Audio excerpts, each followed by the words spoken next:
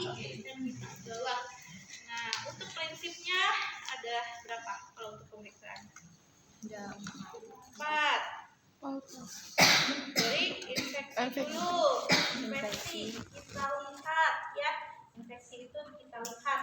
Nanti baik misalnya dari area rambut sampai kita lihat dulu. Biasanya simetris atau tidak, ada luka atau tidak, ada lesi atau tidak, ada perubahan bentuk atau tidak. Nah, itu prinsipnya ya. Lalu yang kedua adalah auskultasi. Jadi kita dengarkan terutama pada bagian sistem ya, sistem kardio, respirasi, abdomen ya. Kalau kepala mungkin karena ini bukan organ yang bisa didengarkan, jadi tidak ada auskultasinya. Cukup infeksi, palpasi, perkusi ya. Jadi tidak ada auskultasi kecuali organ jantung, paru, abdomen ini nanti kita bisa auskultasi, kita dengarkan. Jadi sebelum itu kita tahu normal jantung itu apa bunyinya sebelum kita masuk yang ke abnormalnya. Oke, saya tanya dulu. Normal bunyi jantung apa? Paru-paru. Normal bunyi paru apa? Apa? Hah? Suara angin. Apa? Emang ban bocor? Apa? Suara paru yang normal itu. Nggak ada tahu. Kuplak bukannya ditanya. Masa? Bilangnya enggak, lupa tahunya. Apa? Normal paru. Vesikuler tulis ya. Tulis di sini banget. Nilai normalnya dulu deh sebelum ke abnormal. Nilai normal paru. Yang baru datang, just live-nya ada ya, dipakai ya. Ya, jadi nanti untuk abdomen kita harus tahu nilai normal bising usus berapa? Ada yang tahu? Nilai normal bising usus abdomen 15. Di atas 15? Sebenarnya kalau 5 sampai 15 itu sudah, cuman kalau menurut ini apa dari Depkes itu sampai 30 ya, 5 sampai 30 itu maksimal per menit. Oke, nanti kita masuk ke yang abnormalnya. Oke, untuk alat-alatnya mulai persiapan. Kalau kalian mau tindakan harus pakai kaki ya, biasanya pakai alat kalau kalian tindakan di rumah sakit. Lalu ada bengkok, nanti mungkin untuk membuang sampah ya, ini gunanya buat sampah. Ini ada nelen cat, banyak banget tadi, satu aja cukup di bawahnya ya. Nelen cat nanti untuk pemeriksaan lapang pandangnya ya.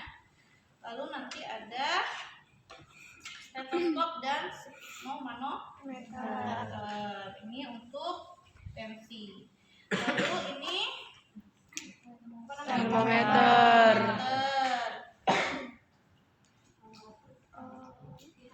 Ukur.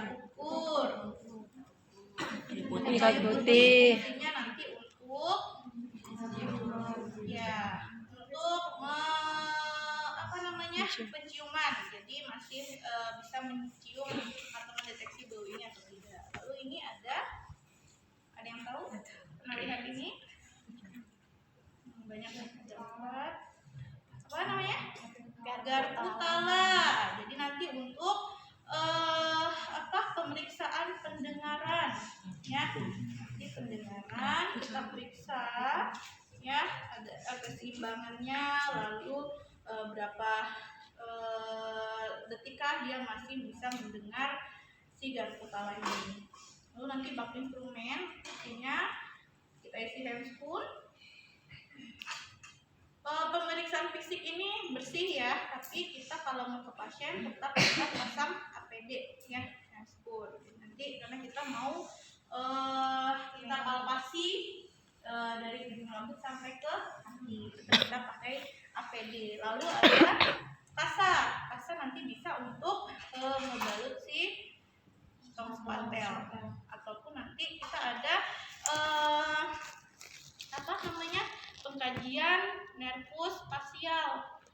nanti kita coba bagian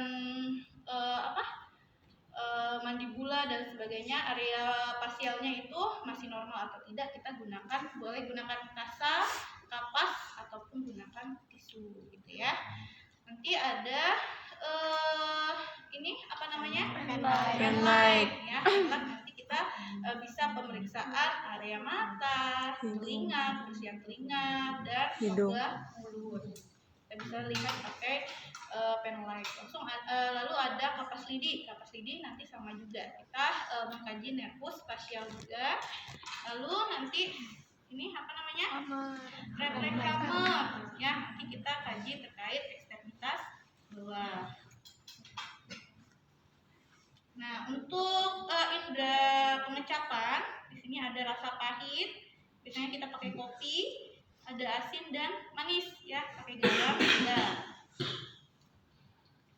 Oke, setelah itu nanti ada pengukuran tinggi dan berat badan. Oke, untuk alat-alatnya cukup ya. Jadi walaupun pemeriksaan fisik, jadi kalian harus tetap membawa atau menggunakan alat-alat. Nah, setelah ini nanti saya demokan dari kepala sampai ke kaki. Setelah itu kita akan bagi kelompok. Waktu yang semester 1 kemarin juga seperti itu kan ya? Ada bikin kelompok ya. Jadi nanti ada yang kelompok pengkajian kepala, dari ujung kepala sampai ke bahu. Nanti ada per sistem, ada yang kardio, ada yang paru, abdomen, dan ekstremitas bawah dan atas gitu ya. Nanti kita bagi per sistem gitu. Oke, sebelum tindakan seperti biasa kita harus interaksi, komunikasi sesuai di daftar ya. Ada tahap preinteraksi, tahap orientasi, sampai ke tahap kerja. Jadi tadi udah tahap persiapan alat ya. Untuk tahap preinteraksi seperti biasa kita kontrak dulu ke pasiennya, kita perkenalkan diri. Ya, misalnya selamat pagi Pak, perkenalkan saya dengan Suster Imas yang berjaga di sini dari jam 7 sampai jam 2 siang. Untuk pertanyaan ke pasien dengan pertanyaan buka ya. Jadi kita tanyakan dengan Bapak siapa Pak namanya, nanti dia sebutkan, kita tanya tanggal lahirnya. Nah, untuk rekam medik nanti kita pastikan di gelang pasien. Lalu sampaikan tujuan kita mau apa ya. Baik Pak, tujuan saya di sini mau melakukan tindakan pemeriksaan fisik ya, mulai dari ujung kepala sampai ke ujung kaki Bapak nanti. Waktunya kurang lebih 10 sampai 15 menit, tempatnya di tempat tidur saja. Apakah Bapak bersedia? Ya, jika pasiennya bersedia, nanti kita izin untuk menyiapkan alat ya. Itu. Nanti setelah itu kita siapkan alat, jangan lupa cuci tangan. Ayo silahkan, nanti habis lupa. Cuci tangan gimana? 6 langkah. 1, 2, 3, 6, 7, 2, 3, 4, 5, 6. 1, 2, 3, 4, 5, 6. 1, 2, 3, 4, 5, 6. 1, 2, 3, 4, 5, 6. 1, 2, 3, 4, 5, 6. 1, 2, 3, 4, 5, 6. 1, 2, 3, 4, 5, 6. 1, 2, 3, 4, 5, 6. Ya, jangan sampai ada yang lupa ya. Nah, kemarin waktu uprah mungkin ada yang nervous atau gimana, malahan lupa cuci tangannya, tidak dilakukan ya. Ada yang merasa enggak? Oke, selanjutnya setelah cuci tangan, siapkan alat, kembali ke pasien. Nah, setelah itu kita sampaikan ke pasiennya, Pak, alatnya sudah siap, apakah bisa dimulai tindakan? Sudah bersedia, jangan lupa kita mulai dengan bacaan Bismillah. Nah, setelah itu baru melakukan tindakan ya. menggunakan hand spoon dulu.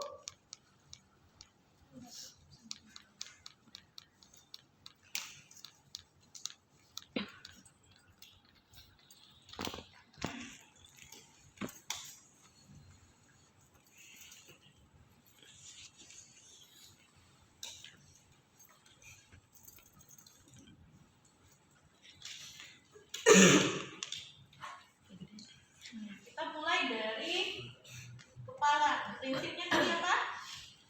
Kita lihat dulu infeksi ya. Infeksi. Kalau untuk bagian rambut kita lihat rambutnya kondisinya seperti apa, kotor atau tidak, ada perubahan warna atau tidak ya. Setelah itu kita lihat juga bukan hanya rambutnya, tetapi kulit kepalanya juga ya. Kita buka bikin rambutnya. Nah, kita lihat kulit kepalanya ada risik atau tidak, ada benjolan atau tidak dan sebagainya ya. Bisa bedakan nanti antara rambut atau kulit kepala sehat atau tidak. Seperti itu ya. Kalau untuk bagian kulit kepala ataupun bagian rambut.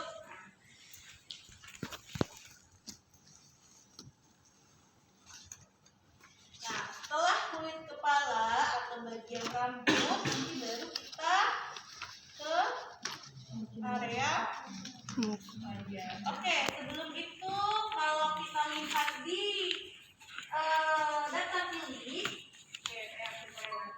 di sini kita ada pengkajian BCS terlebih dahulu ya. Nah, dan pengukuran tinggi badan berat badan ya. Jadi sebelum itu kita ukur dulu ya.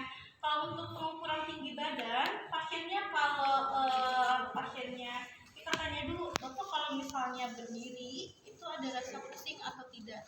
Kalau pasiennya ada merasakan pusing itu tidak perlu dipaksakan ya. Jadi nanti mungkin kita tanyakan terakhir kali kapan dia mengukur atau berapa tinggi badan seperti itu. Karena pasien-pasien kalau misalnya kesadarannya masih bagus, itu biasanya masih bisa mobilisasi, masih bisa berdiri, masih bisa timbang badan, itu silahkan dilakukan. Nah, setelah pengukuran tinggi dan berat badan, nanti kita kaji kesadaran.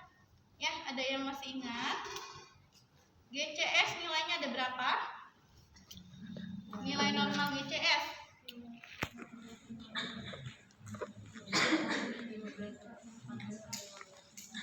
14 sampai 15. Nilai normalnya yang keseluruhannya berapa GCS? Ayo, nilai normal GCS. Buka lagi catatannya. Ini kan yang bikin PR kemarin kan, mau buka kan. Berapa nilai normal GCS? Berapa? 15. Ya, yang pertama normal atau sadar sepenuhnya namanya apa?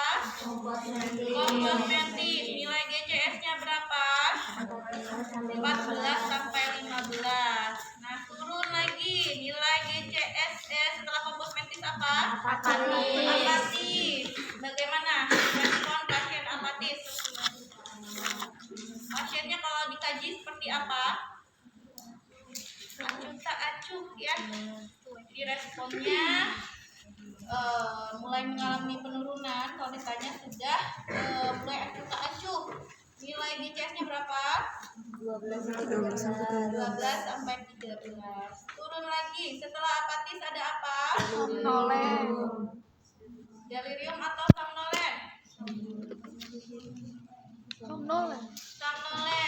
Bagaimana respon pasiennya kalau dikaji?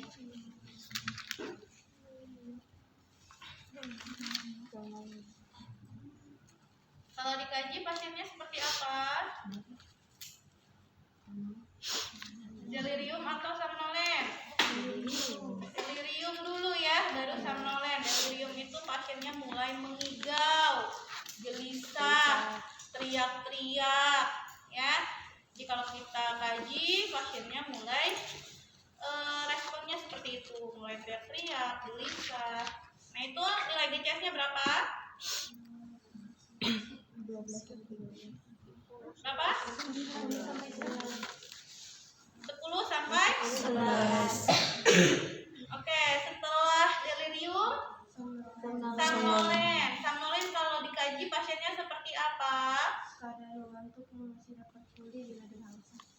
Ya, keadaannya mengantuk, mudah tertidur. Kalau kita respon, kita panggil, dia hanya melihat sebentar, habis itu tertidur lagi. Nah, itu keadaan pasien somnolen. Nilai GCS-nya berapa? 7 sampai 9. 7 sampai 9. Setelah somnolen, Sporo. apa sebelah sini? Sopor Koma. sopor koma. Ya, kalau sopor koma bagaimana pasiennya? Keadaan mengantuk yang dalam, dia berespon kalau dirangsang nyeri. Kalau pasiennya dirangsang nyeri, ya, rangsang nyeri bisa pakai kita pijat bagian perifernya ataupun di bagian sternumnya kita tekan ya, bagian dada tengah sini. Nah, itu baru pasiennya berespon, dan itu hanya biasanya motoriknya saja. Verbal dan eyes-nya itu sudah tidak bisa merespon kecuali si pupilnya tadi. Kalau untuk somnolen itunya berapa nilai GCS-nya? Somnolen sopor koma 4 sampai 6. 4 sampai 6. Setelah sopor koma Koma. kondisinya seperti apa kalau pasien koma? Tidak sadar. Tidak sadar ya. Mau direspon nyeri, mau direspon apapun dia sudah tidak sadar, kecuali tinggal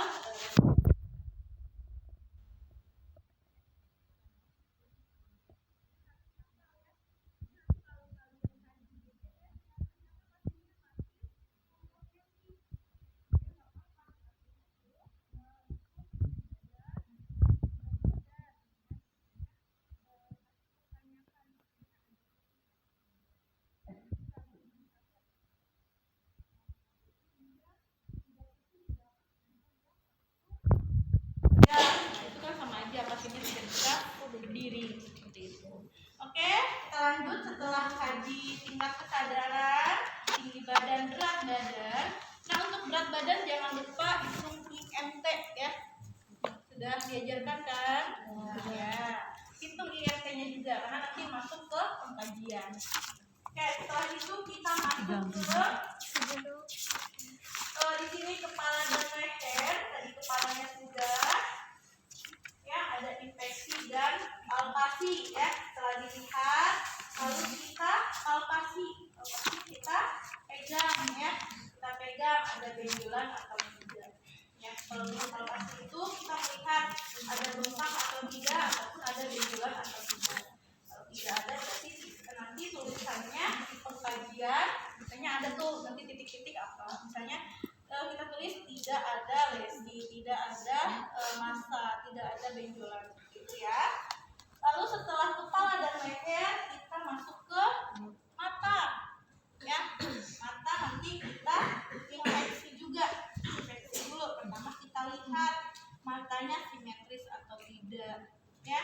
Bagaimana keadaan matanya, ada kotoran atau tidak, merah atau tidak ya, konjungtivanya seperti apa, anemis atau tidak. Nah, nanti kita lihat. Cara melihat konjungtiva anemis atau tidak, nanti pasiennya bisa kita tarik sedikit ya. Jadi kita lihat bawah matanya dan pasiennya diarahkan untuk melihat ke atas. Sudah kebayang? Sudah. Pasiennya ke atas, ininya kita tarik sedikit. Kita lihat ada yang sini. Kalau warnanya masih ada merah, pink merah-merah, itu berarti pasiennya tidak anemis. Tetapi kalau warnanya pucat, berarti kemungkinan pasiennya anemis ya. Bisa nanti nilai KB darahnya atau apanya ada yang di bawah nilai normal seperti itu. Lalu setelah kita lihat, nanti kita baru masuk ke sudah pernah cari nervus kranial yang 12 nervus. Udah. Nah, ada yang hafal? Kalau mata itu nervus berapa aja? Ya, dibuka lagi catatannya. Mata nervus apa saja? Optikus. Apa? Ada tiga. Okulus, optimus, Okulus dan tikus. Trofleari ya, nanti kita lihat tadi lapang pandangnya, gerakan bola matanya, otot matanya. Nah, itulah untuk pengkajian dan harus hafal nervusnya apa saja. Ya, nervus mata itu ada 3 tadi, optikus, oculomotoris, dan trofleari. Jadi sebelum itu kita tadi sudah infeksi kita lihat anemis atau tidak, simetris atau tidak, ada kotoran atau tidak. Nah, setelah itu kita bisa palpasi ya, untuk mata ini bisa kita selain infeksi bisa kita palpasi. Jadi untuk palpasi nanti kita merasakan area bola matanya ya. Jadi bisa kita jangan terlalu menekan ya, tetapi kita rasakan untuk area bola matanya seperti itu. Jadi untuk cara mengeceknya bisa menggunakan 2 tangan seperti ini. Jadi pasiennya menjauh, nanti kita rasakan kekuatan untuk otot bola matanya. Setelah itu nanti kita kaji lapang pandang untuk si pasiennya ya, bisa menggunakan kalau di daftar pilih ada menggunakan Snellen chart maupun name tag, ataupun nanti bisa menggunakan buku juga bisa ya, itu kalau untuk lapang pandangnya. Nah, pasiennya untuk lapang pandang, kalau pasiennya memungkinkan untuk duduk bisa dilakukan duduk ya, tapi kalau tidak memungkinkan secara semi polar juga bisa, nanti diposisikan saja pasiennya senyamannya bagaimana. Nah, untuk melihat lapang pandangnya atau sejauh mana pasiennya bisa melihat, kita bisa menggunakan Snellen chart ataupun buku ataupun nempel papan nama. Nah, kalau menggunakan buku, misalnya ini buku, tetapi harus ada aturan. Kalau buku itu misal tulisannya Times New Roman dengan ukuran 12 itu jaraknya hanya 15 sampai 30 cm ya, jadi nggak sampai sejauh ini. Nah, itu juga biasanya orang normal juga belum tentu terlihat kalau jaraknya terlalu jauh gitu. Jadi ada aturan jaraknya. Nah, untuk cara mengkajinya, kita mengkaji mata kiri dan kanannya. Jadi kalau kita mengkaji sebelah kanan, kita bisa tutup matanya sebelah kiri gitu. Bisa minta bantuan pasiennya suruh menutup sebelah kiri, nanti kita suruh pasiennya baca ya dengan ukuran tadi 30 cm, pasiennya suruh baca dengan ukuran 12 tadi. Itu kalau menggunakan buku. Nah, kalau untuk Snellen chart bisa ukurannya sampai 1,5 meter ya. Jadi nanti dilihat pasiennya masih bisa melihat sampai ke ukuran yang berapa. Nah, setelah yang sebelah kanannya sudah, nanti sebelah kirinya lagi ditutup. Pasiennya masih bisa melihat atau tidak. Nah, kalau pasiennya masih bisa melihat dan membaca dengan jelas, berarti lapang pandang pasiennya masih Bagus. masih bagus ya. Nah, selain itu, lapang pandang juga kita bisa tes dengan pen light ya. Nah, jadi kita lihat pergerakan si bola mata pasien tadi. Nah, pasiennya kalau misalnya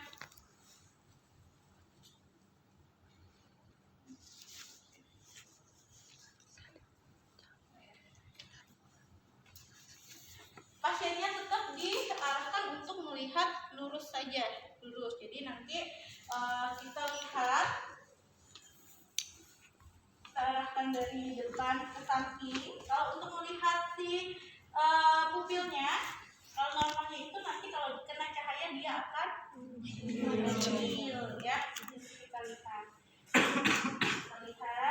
sama nanti sebelah kirinya sama. Kita lihat juga seperti itu. Atau kalau untuk pergerakan bola mata, misalnya kita bisa akhirnya kita lihat satu benda fokus, nanti tetap lurus ke sana, tidak, kepalanya tidak usah mengikuti ya, hanya ininya saja yang bergeser. Nanti dia suruh angkat tangan sampai mana dia melihat si benda tersebut, namanya sampai sini, dan ternyata sampai sini dia sudah tidak terlihat, pasiennya suruh instruksi tangan. Nah, normalnya itu pasiennya bisa melihat sampai ke Samping. sejajarnya gitu ya.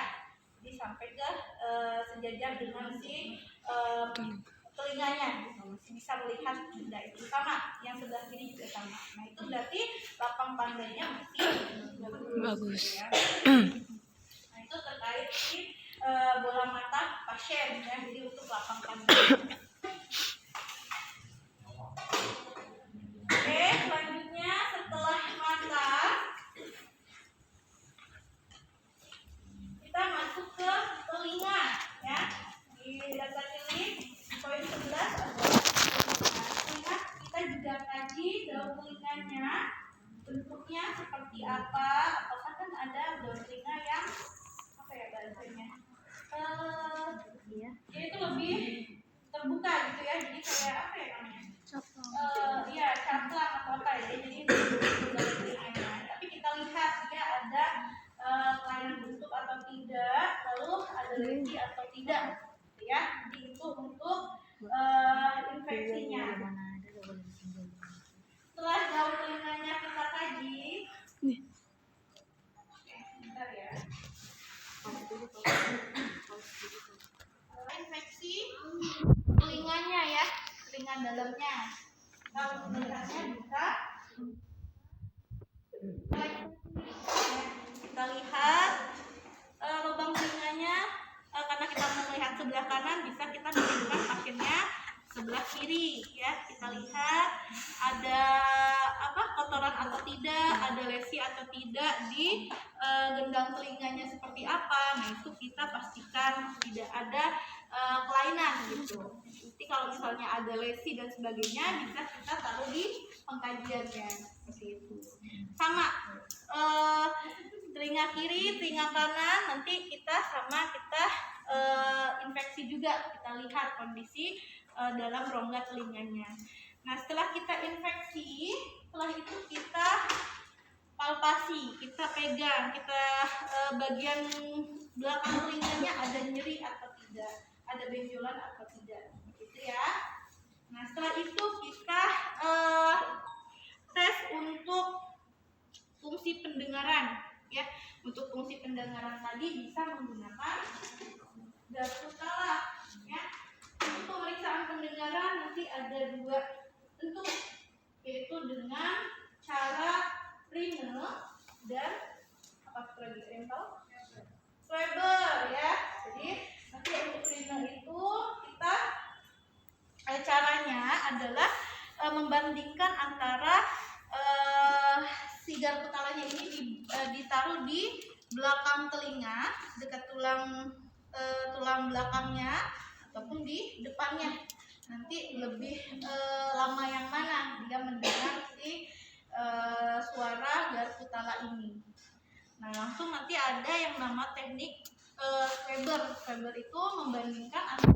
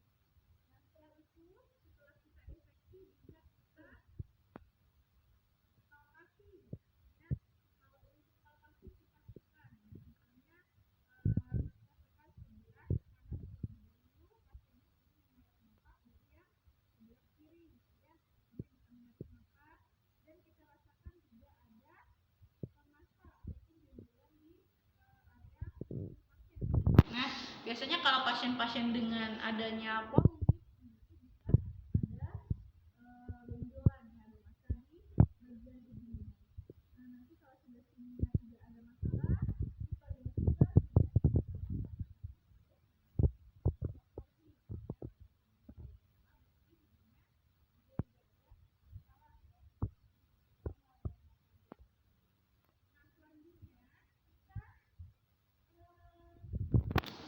apa namanya tes untuk pembauan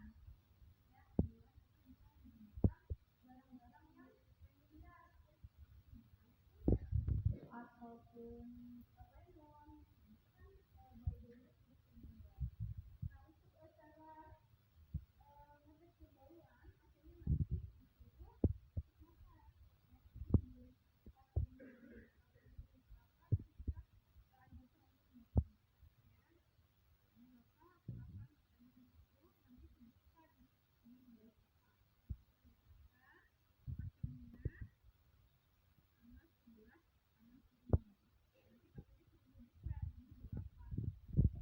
pasiennya bisa menjawab ini minyak kayu putih, berarti tidak ada masalah di pembauan pasiennya, gitu ya.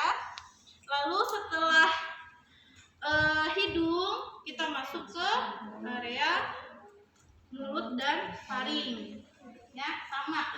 Prinsipnya adalah kita infeksi, kita lihat bagian bibir, bagian mulut, bagian taringnya ada massa atau tidak, ada lesi atau tidak, ya, atau pasiennya ada kandidiasis atau tidak, seperti itu.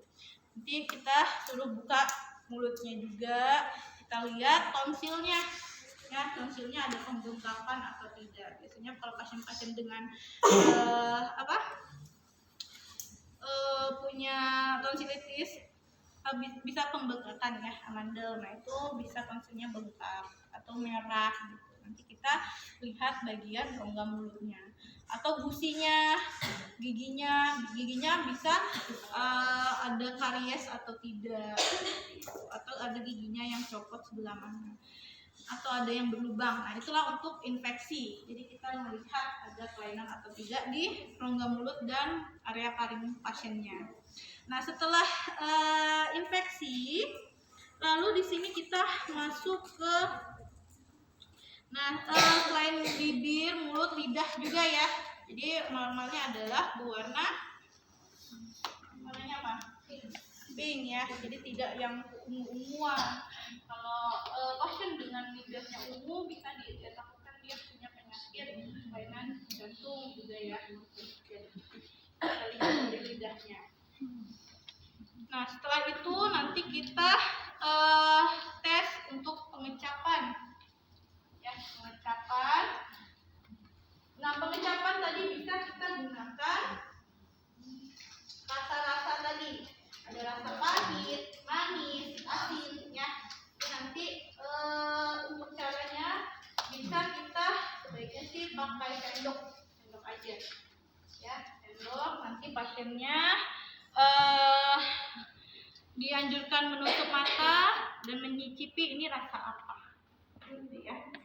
Misalnya dia masih bisa, oh ini rasa manis, tepat dengan yang kita berikan rasa gula, dia bisa memberitahu bahwa itu rasa manis, berarti tidak ada masalah di indera pengecapannya.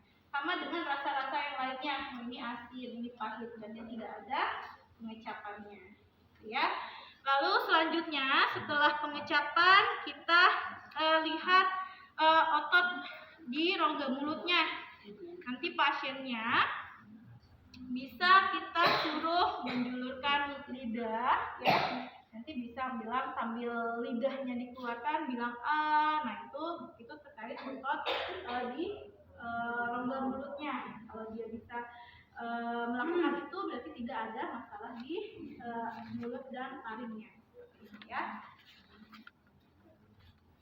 Nah, selain itu kalau di sini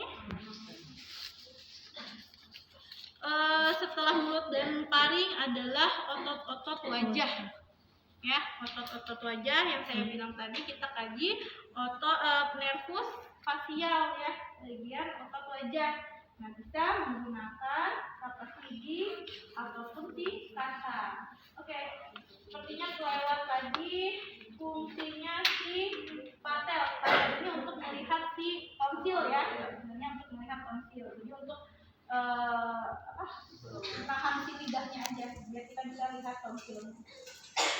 Nah, untuk area wajah, ya kita misalnya menggunakan ini aja, kapas lidi. Pasiennya suruh pejam, lalu kita bisa kita letakkan misalnya nanti pada saat ada yang benda mengenai area wajahnya bisa ditunjukkan sebelah mana ya, tapi dengan kondisi pasiennya menutup mata. Jadi nanti kita ini kan di sini nanti pasiennya menunjukkan kalau dia ada terasa berarti otot wajahnya masih bagus. Sama nanti sebelah sininya kita lakukan hal yang sama, berarti pasiennya masih bisa menunjukkan hal yang bagus, yang tepat berarti masih bagus. Selain itu juga pasiennya bisa kita anjurkan untuk mengerutkan alis ataupun menggembungkan pipi atau mencucukkan bibir. Nah, itu juga salah satu cara untuk mengkaji otot wajahnya. Nah, biasanya pasien-pasien dengan gejala stroke ya itu tuh sudah tidak bisa melakukan itu. Tetapi kalau misalnya pasiennya normal, kita suruh mengangkat alis, pasiennya masih bisa mengangkat alis. Langsung menggembungkan pipi. Seperti itu ya. Jadi pasiennya masih bisa untuk melakukan perintah-perintah yang kita lakukan di otot wajahnya, berarti tidak ada masalah di area otot wajahnya ya. Nah, setelah itu sudah selesai area otot wajah, kita masuk ke leher dan bahu ya. Leher dan bahu sama, pertama kita infeksi area leher, kulitnya ada lesi atau tidak, ada jejas atau tidak, ada kemerahan dan sebagainya. Kita lihat, lalu kita palpasi ya. Palpasi biasanya kalau area leher dan bahu sini suka ada kelenjar ya, kelenjar limpa. Biasanya kalau pasien-pasien dengan penyakit tertentu, pembesaran kelenjar itu akan teraba ya. Apalagi kalau pasiennya tadi ada tonsilitis juga biasanya ada bengkak di sini. Nah, itu yang akan terasa. Jadi untuk palpasinya bisa kita pastikan di sini tidak adanya pembengkakan kelenjar gitu ya. Nanti bisa kita palpasi area leher pasien. Ataupun kelenjar tiroidnya, pasien-pasien dengan kelainan tiroid bisa terjadinya massa di daerah itu. Lalu selanjutnya kita kaji kemampuan pergerakan leher ya.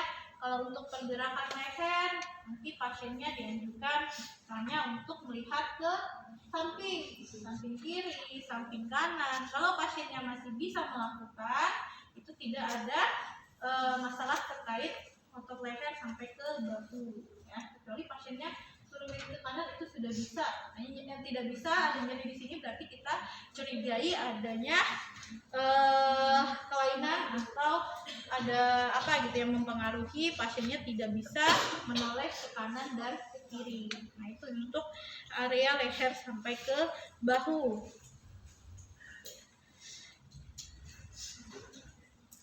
Nah, setelah leher dan bahu kita masuk ke area dada ya. Di sini namanya area dada.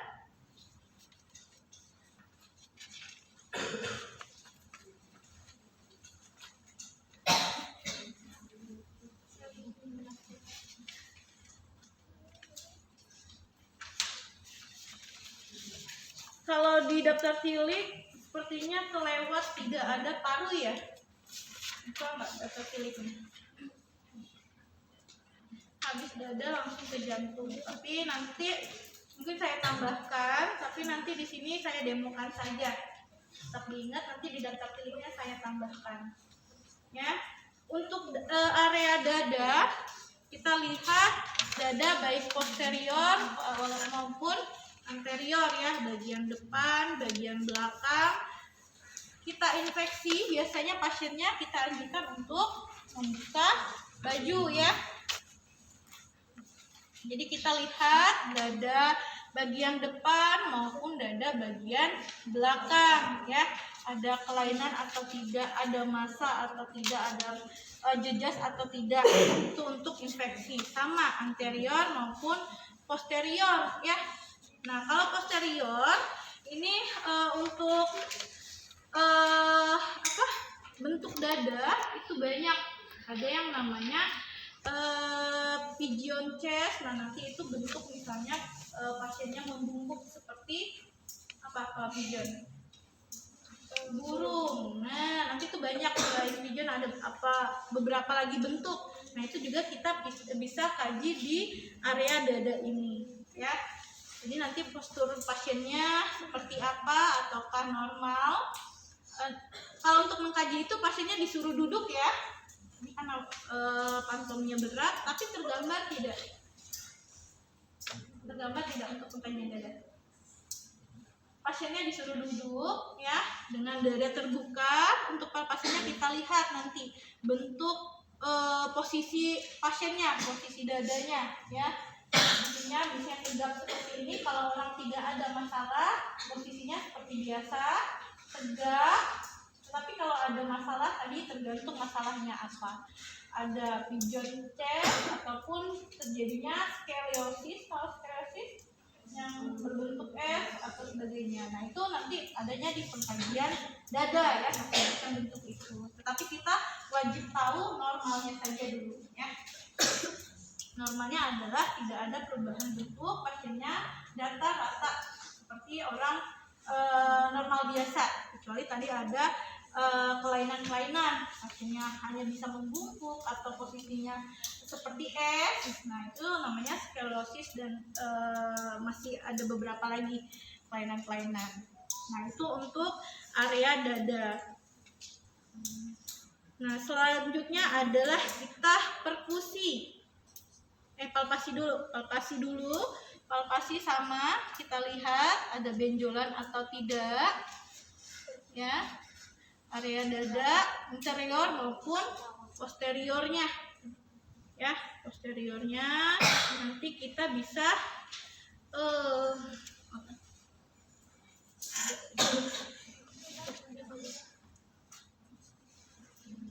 nah, jadi kita lihat area belakangnya. Hasilnya nanti kita raba, kita palpasi, ada massa atau tidak, ada jejas atau tidak, atau takutnya pasiennya habis fraktur, ada patah tulang iga. Nah, itu juga dipalpasi akan teraba. Biasanya kalau ada patah atau sebagainya, pasiennya juga akan merasa nyeri ya.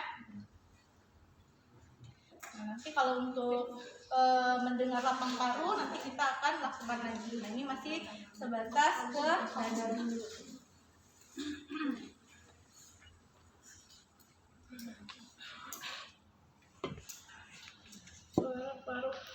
Oke, di bawah ternyata sudah masuk ya dada dan sekaligus ke paru. Ada di auskultasi suara paru berdasarkan pola perkusi. Nah, oke, berarti di area dada ini langsung ke pemeriksaan paru ya. Tadi kalau selain kita sudah infeksi, palpasi kita rasakan ya. Area paru itu ada sebelah kiri dan kanan ya. Sudah kita palpasi, tidak ada retak ataupun patah tulang iga, kita pastikan di setiap intrakostanya ya. Intrakostanya kita rasakan ada baik depan maupun belakang. Setelah itu kita auskultasi.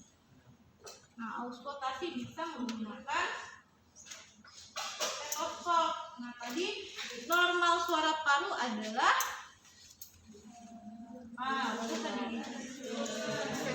vesikuler ya. Seperti tidak ada suara angin biasa saja.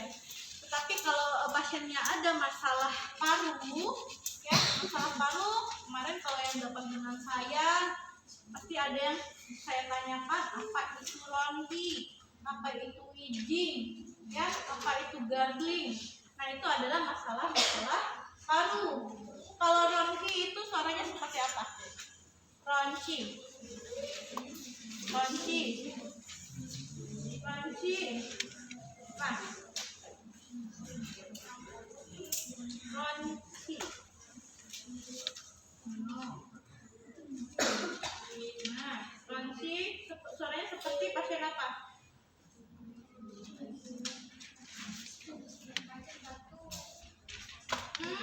Ronci biasanya pasien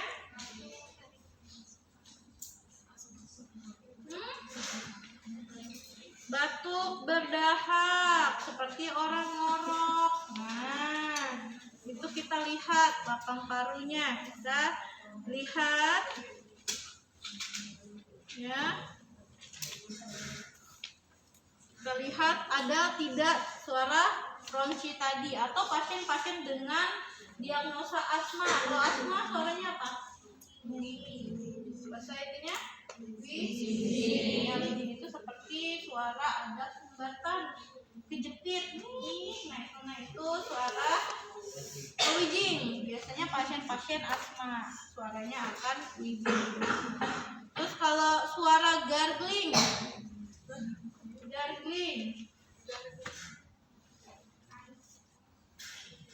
ada yang tahu gargling?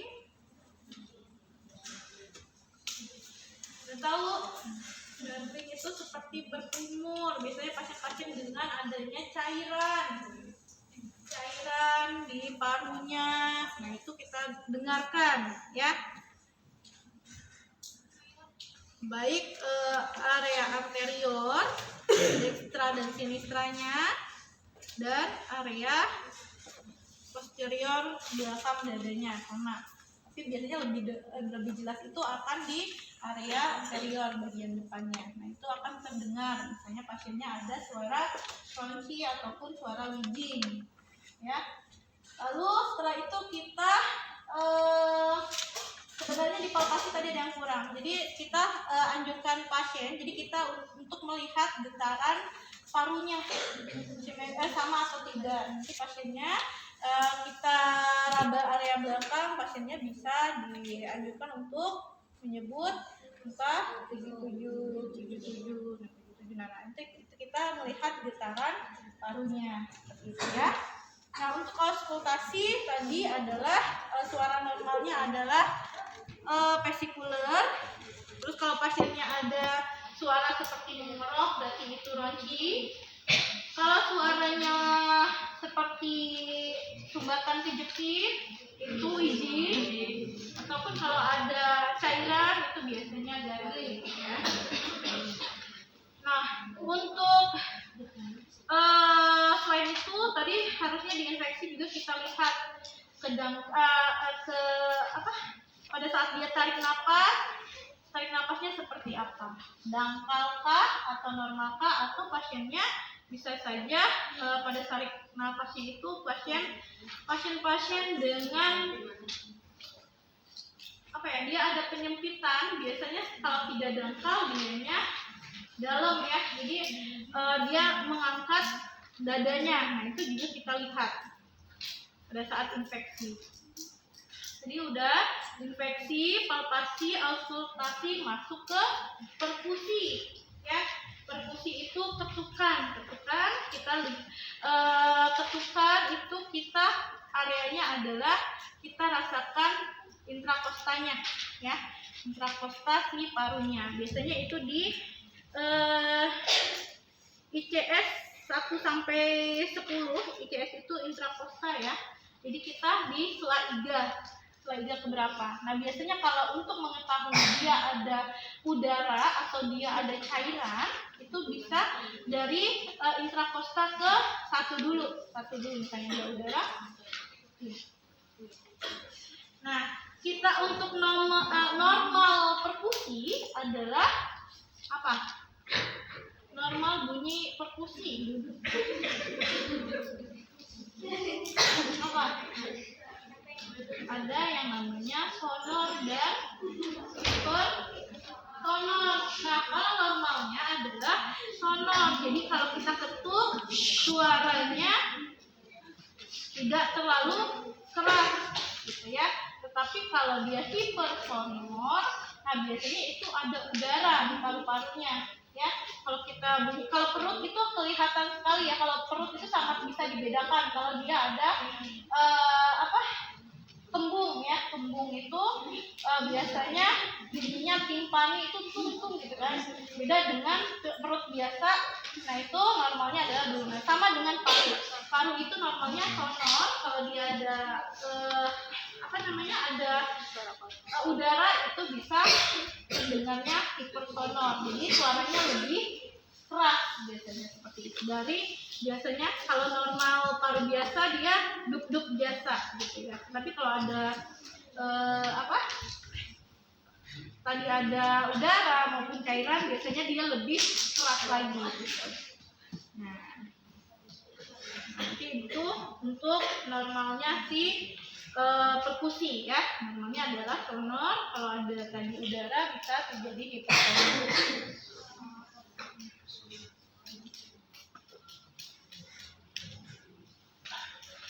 Oke, itu tadi untuk dada dan area paru-paru ya. Sekarang kita masuk ke area jantung ya. Jantung juga sama metodenya dari infeksi ya.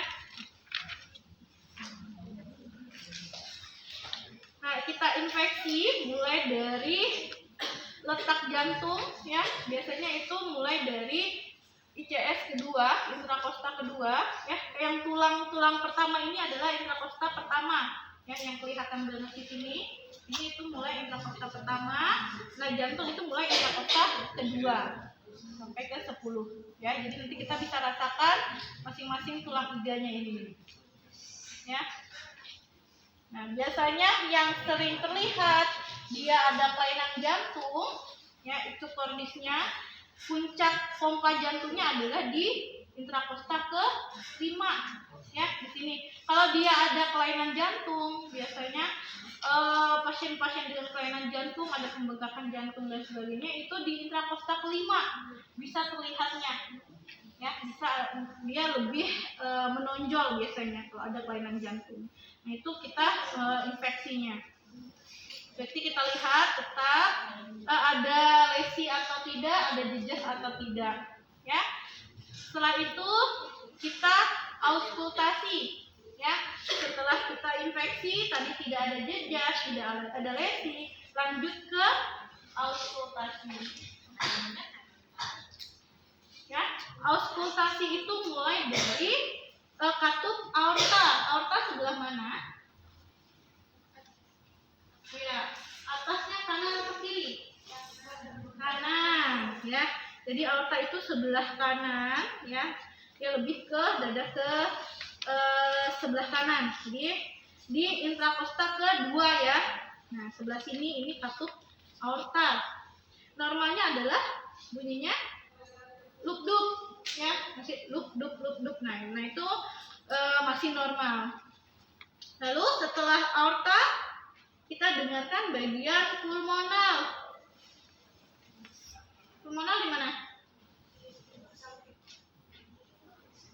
Ya. Jantung sebelah mana? Kan area jantung dari tengah sini sampai ke sini. Nah, tadi aorta di sini, pulmonal di sebelah kiri ya. Jadi harus tahu posisi jantungnya. Aorta, katup aorta, lalu pulmonal.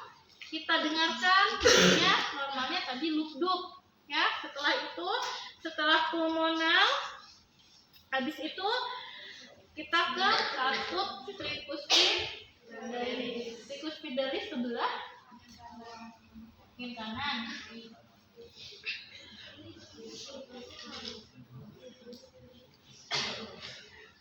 Tricuspid kanan atau kiri? Yang kanan. Yang kanan tricuspid atau mitral? Ayo,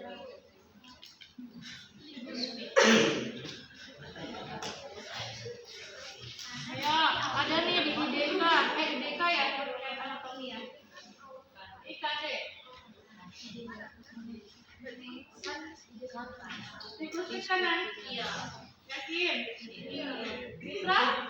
Kiri. Bentuk mitra kiri. Sebaliknya.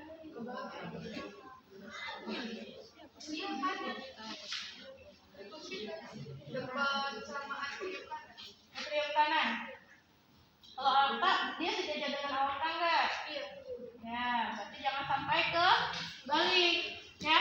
Berarti tadi aorta, pulmonal, tricuspid dan mitral. Kalau suaranya sama, luk-duk, berarti dia tidak ada masalah di jantungnya ya. Jadi harus pastikan suaranya tadi luk-duk. Oke, setelah auskultasi, palpasi, kita raba tidak ada nyeri ya. Kalau misalnya pasien-pasien dengan nyeri jantung biasanya ada nyeri ya, ada nyeri tidak, ada pembengkakan atau tidak. Tadi kalau pasien-pasien dengan kelainan jantung tanpa kita palpasi juga sudah terlihat sih sebenarnya di ictus cordis. Ictus cordis itu puncaknya pasien puncaknya jantung. Jadi terlihat pada saat dia memompa. Kalau dia ada kelainan jantung, apalagi kelainan jantung bawaan itu biasanya sangat terlihat jantungnya menonjol. Lalu setelah palpasi adanya perkusi. Perkusi itu kita ketuk. Jadi untuk bunyinya yang normal itu adalah dullness ya. Jadi nanti bunyinya redup gitu. Jadi dari mulai tadi ada di intrakosta kedua sampai ke intrakosta ke-10 ya. Jadi kita pastikan suaranya adalah dullness. Nah, jadi masing-masing tulang iga ini kita ketuk ya. Jadi biasanya kalau posisi jantungnya normal itu akan sampai ke intrakosta 10 tadi. Ya. Jadi kita ketuk. Nah, di situ kalau suaranya redup, duk-duk biasa, nah itu suaranya dullness. Nah, itu sampai berarti kita tahu bahwa posisi batas jantungnya adalah di intrakosta 2 sampai ke 10 gitu ya. Untuk palpasi. Selanjutnya setelah perkusi, setelah jantung kita ke payudara dan aksila ya, bagian ketiaknya. Ya, kalau payudara baik perempuan laki-laki kan ada bagian payudara ya. Jadi harus kita cek, kita palpasi pertama kita lihat dari ukurannya, simetris atau tidak, ada bengkak atau tidak, ada resi atau tidak gitu ya. Terutama misalnya pada perempuan kita pastikan bagian areola. Nah, bagian yang tengahnya itu tidak ada keluar cairan gitu ya. Normalnya seperti itu. Lalu setelah kita infeksi, keadaannya normal, tidak ada resi, tidak ada pembengkakan, tidak ada kelainan bentuk, tidak ada cairan keluar, lalu kita palpasi ya. Biasanya kalau pasien-pasien perempuan itu biasanya kalau dia suka ada benjolan. Nah, itu makanya kita anjurkan untuk sadari juga bisa untuk mengetahui dia ada benjolan atau tidak.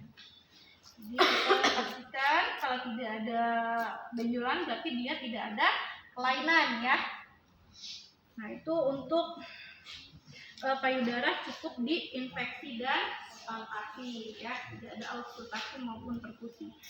Selanjutnya setelah area payudara, area ketiak ya. Di sini juga biasanya banyak kelenjar.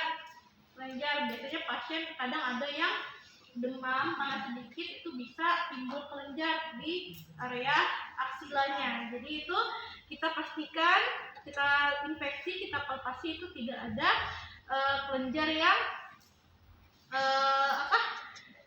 tidak ada timbul kelenjar gitu ya, tidak ada pembengkakan.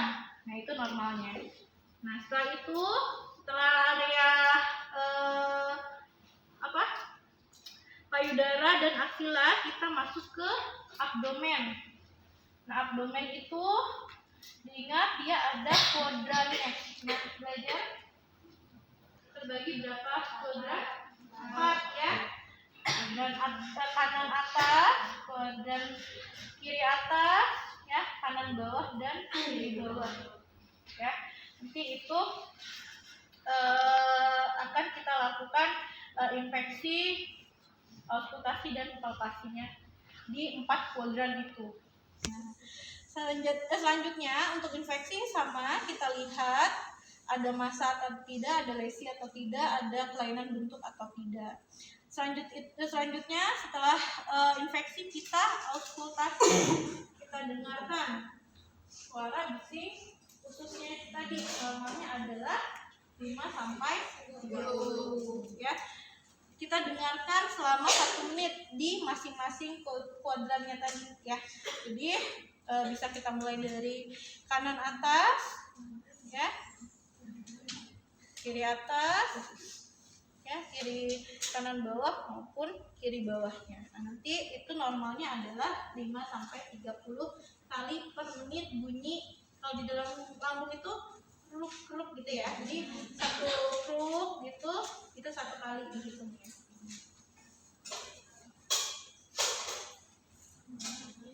Nah, di sini juga setelah kita auskultasi, kita palpasi ya.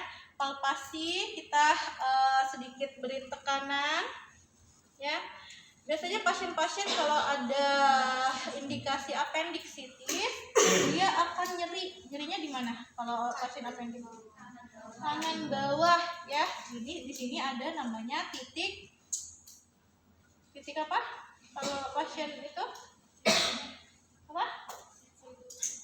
Titik McBurney ya. Jadi nanti untuk cara mengkajinya ya, pasiennya bisa melakukan tekanan, kita tekan bagian kuadran kanan bawah, ataupun pasiennya bisa, kalau pasien dengan ada indikasi appendicitis, dia dianjurkan misalnya mengangkat kaki seperti ini aja, dia sudah ada tekanan nyeri di area perut ya, area perut kanan bawah. Itu bisa diindikasi pasiennya ada appendicitis ya. Kita sarankan untuk mengangkat kakinya selama 1 menit. Nah, dan bisa juga kita tekan bagian perut kuadran kanan bawah. Nah, itu bila pasiennya merasa nyeri, bisa jadi pasiennya ada gejala appendicitis. Nah, itu perlu pemeriksaan lebih lanjut. Oke, itu untuk palpasi. Selanjutnya adalah perkusi. Perkusi sama di antara 4 kuadran ini. Jadi tadi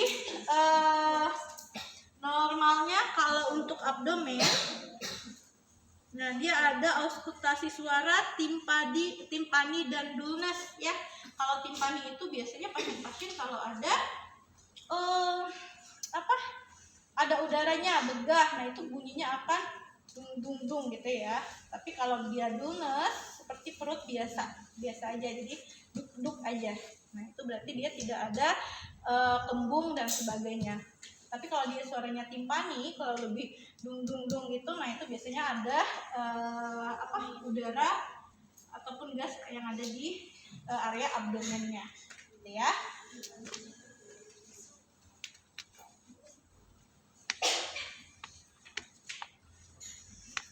Nah, setelah abdomen, kita masuk ke 20. Poin 20 adalah genitalia.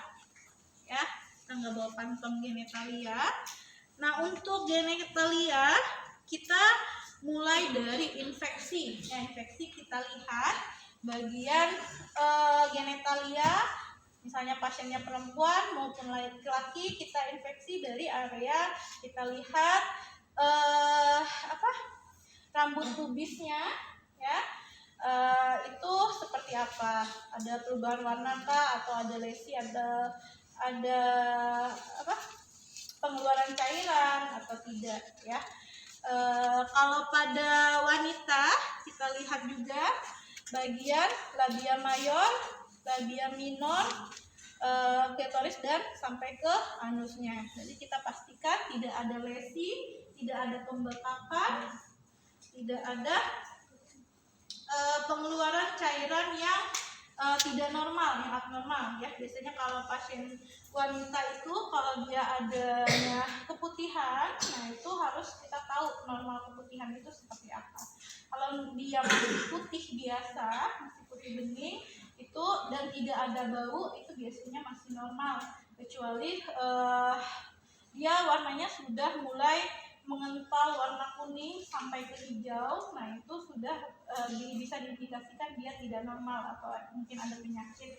Apalagi kalau sampai rasa gatal dan aromanya tidak sedap, nah itu bisa dicurigai dia ada penyakit dan sebagainya. Nanti harus ada pemeriksaan lanjutan seperti itu ya.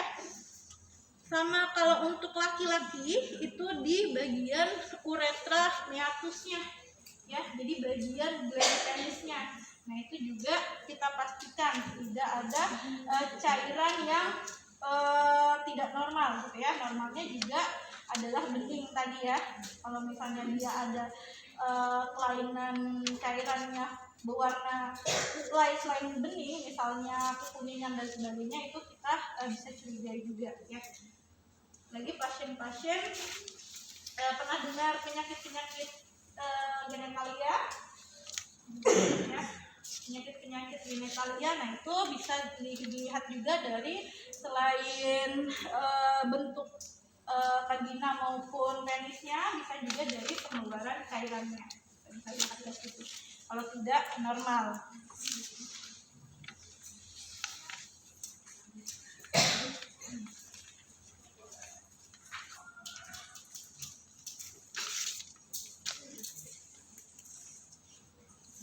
Nah tadi selain infeksi kita palpasi juga ya, dipastikan ada massa ataupun pembengkakan. Jadi kita bisa kalau pada wanita tadi pada area simfisis pubis itu pada area atas sebelum labia mayor dan labia minor. Nah itu kita palpasi, kalau tidak ada pembengkakan berarti itu normal. Sama sampai ke labia mayor dan minornya.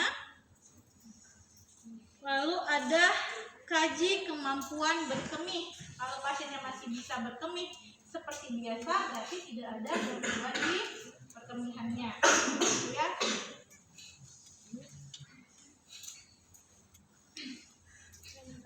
Nah untuk genitalia laki-laki bisa dipalpasi pada area penis dan skrotumnya juga.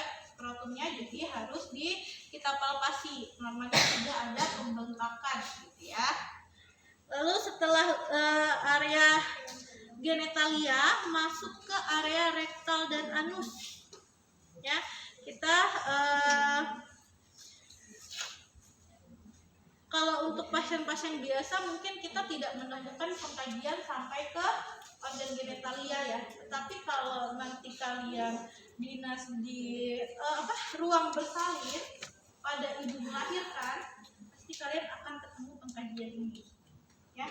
Terutama biasanya pada ibu melahirkan itu akan dikaji sampai ke organ genitalia sampai ke anusnya juga. Apalagi kalau pasien-pasien dengan lahiran normal ya, nanti akan ketemu sampai ke pengkajian ini. Nah untuk rektal dan anus kita kaji ada lubang anusnya atau tidak. Ini biasanya kalau pada pasien-pasien bayi, kalau dia terdapat atresia ani itu tidak ada lubang anusnya. Nah jadi biasanya pasiennya dibuatkan lubang anus itu di area abdomennya, kasih lubang. Nah itu namanya kolostomi ya. Jadi nanti di situ bisa dilakukan perawatan kolostomi. Nah itu kalau pasien-pasien dengan atresia ani, makanya kita lakukan pengkajian rektal dan anus ya. Selain pada pasien dewasa, itu juga akan dilakukan pada pasien bayi. Lalu kita lihat infeksi kulit dan jaringan di sekitar anus, dan palpasi rektum juga untuk melihat tonus sphincter anusnya. Jadi selain kita infeksi, kita palpasi juga ya untuk area genitalia dan anus. Nah, setelah poin 21, kita masuk ke poin 22. 22 adalah ekstremitas atas. Ya, ekstremitas atas kita kembali lagi ke area tangan. Ya, area tangan nanti kita infeksi dulu keadaan integumennya seperti apa, ada lesi atau tidak, ada massa atau tidak, ada pembengkakan atau tidak. Nanti kita lihat area pergelangan area tangan pasiennya. Lalu setelah itu kita lihat kekuatan fungsi ototnya ya. Kemarin juga selain menghafal GCS, harus hafal juga terkait tonus otot ya. Kekuatan otot itu ada berapa namanya? Berapa? Normal kekuatan otot?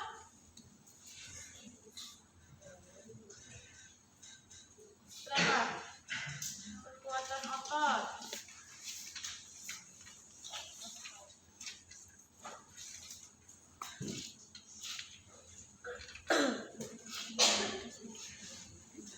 Tonus otot nggak ada yang tahu?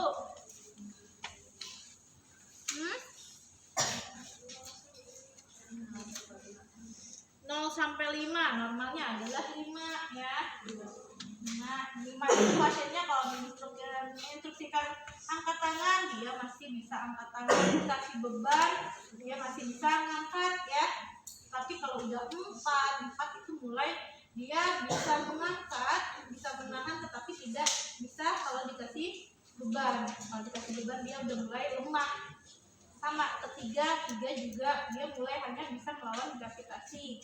Nah, sampai ke 2, ke 1, dan 0 itu sudah tidak bisa berfungsi lagi motoriknya gitu ya. Jadi harus seimbang. Nilai GCS harus tahu, kekuatan otot juga harus tahu. Karena di GCS juga ada motorik sekalian saja menghafal si tonus otot. Tonus otot tadi 0 sampai 5. Nah, itu lalu kita setelah infeksi kita palpasi keadaan tulang ya. Kalau palpasi bisa kita raba mulai dari sini bahu sampai ke jari-jari. Kalau pasiennya takutnya setelah fraktur terjadinya fraktur, takutnya ada yang lepas atau yang patah, nah itu bisa kita ketahui pada saat kita palpasi ekstremitas atas ya. Nah, nanti kita palpasi, kalau tidak ada nyeri, tidak ada keluhan dari pasiennya, berarti tidak ada masalah di ekstremitas atasnya ya. Kita lakukan pemeriksaan sebelah kanan maupun sebelah kiri pasien. Tadi setelah itu kita kaji kekuatan otot dan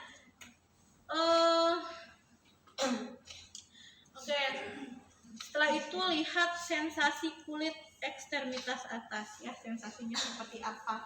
Ataukah kulit pasiennya masih elastis atau kaku atau seperti apa gitu ya. Kalau untuk sensasi kulit sama kanan dan kiri kita lakukan sama. Nah, setelah itu ekstremitas atas kita masuk ke ekstremitas bawah ya. Ekstremitas bawah hampir sama dengan pengkajian ekstremitas atas. Jadi kita mulai infeksi area kulitnya, kulit kakinya ada massa atau tidak. Biasanya kalau di ekstremitas itu rawan adanya udem ya. Udem pasien, apalagi kalau pasien-pasien dengan misalnya dia gagal ginjal ataupun dia punya CHF, penyakit jantung, nah bisa terjadinya udem. Nanti kita lakukan pengkajian fitting udem ya. Bengkak ekstremitasnya bengkak. Nanti kalau pengkajian fitting udem itu bisa kita lakukan penekanan. Normalnya dia berapa? Ada yang tahu? udem.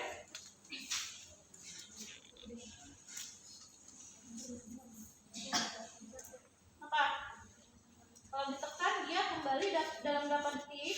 3 detik ya. Jadi kalau titik udem itu biasanya di ekstremitas baik kaki maupun tangan.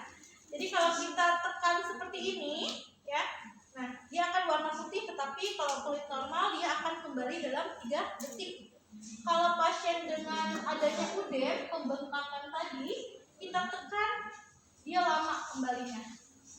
Nah, kalau lebih dari 3 detik, berarti dia terdapat udem tadi, ada bengkak gitu ya. Ya, jadi untuk pemeriksaannya adalah tinggal kita tekan saja. Nah, kita lihat yang warna putihnya itu kembalinya kapan. Baik di tangan ataupun kaki ya. Biasanya itu pasien-pasien tadi punya masalah gagal ginjal ataupun jantung, penyakit jantung yang bisa terjadinya udem ekstremitas.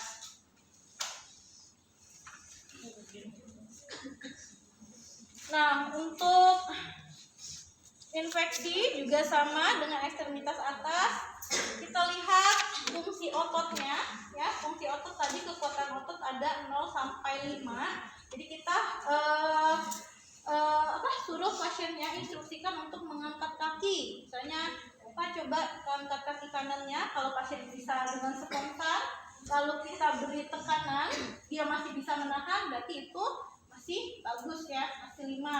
Nah, lakukan lagi. Misalnya dia bisa mengangkat, kita lakukan tekanan lagi tetapi langsung jatuh, berarti itu sudah di angka 4. Nah, tadi kalau misalnya angka 3, pasiennya masih bisa mengangkat tetapi tidak bisa dikasih beban.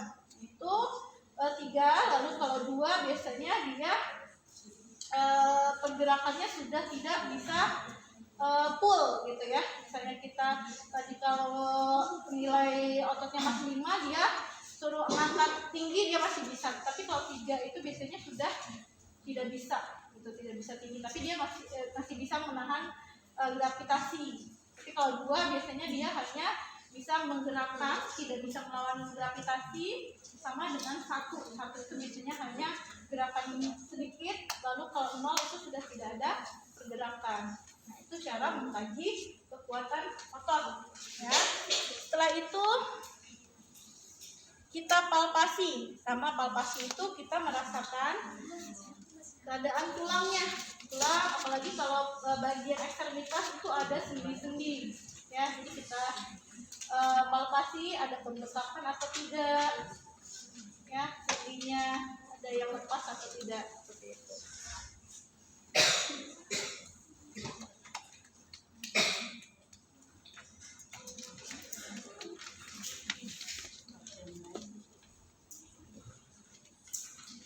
Nah, selain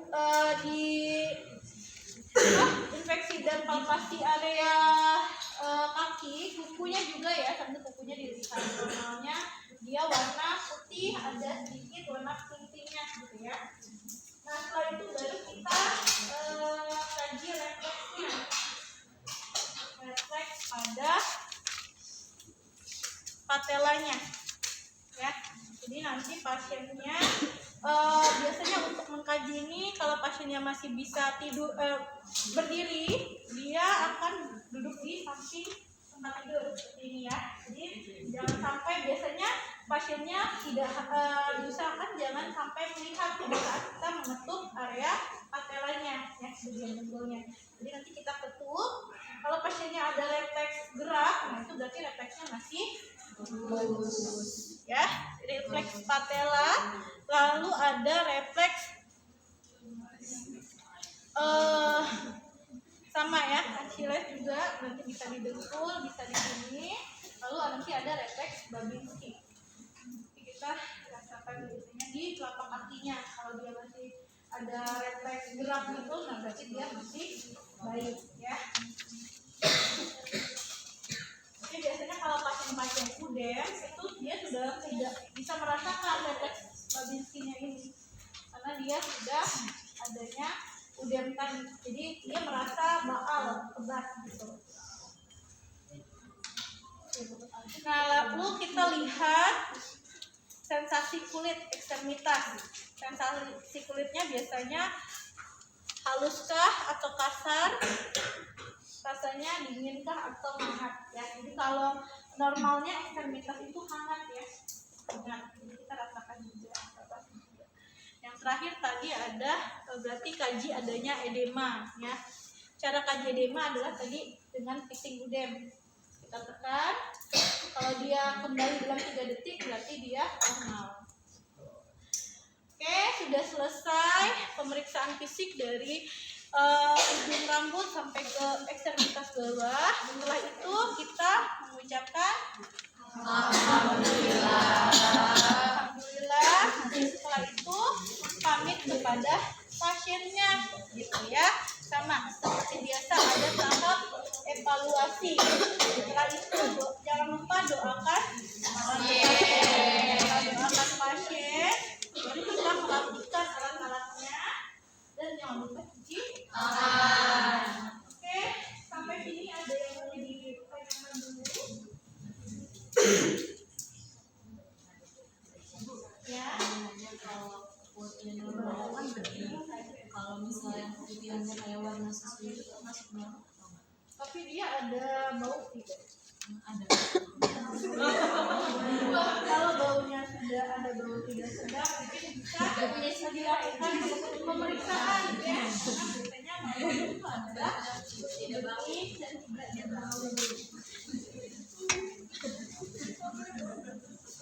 Ya, jangan lupa perlu diwaspadai misalnya masih ada bau apa gitu. Oke, ada lagi pertanyaan?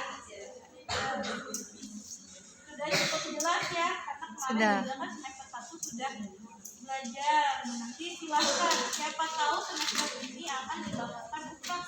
UPASnya kan ini poinnya banyak, jadi kalian harus hafal. Ini kita sampai jam berapa nih? 11:20.